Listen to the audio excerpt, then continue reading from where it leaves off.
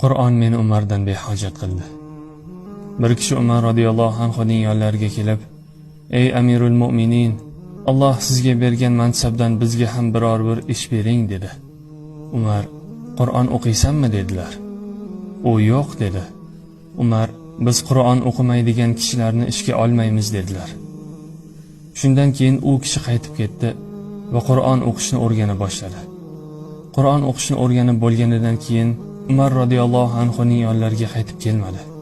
Bir kuni Umar u kishini ko'rib qoldilar va "Ey falonchi, bizdan arazladingmi?" dedilar.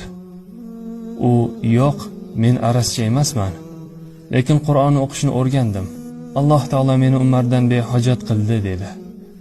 Shunda Umar, "Qur'ondagi qaysi oyat seni mendan behojat qildi?" deb so'radilar.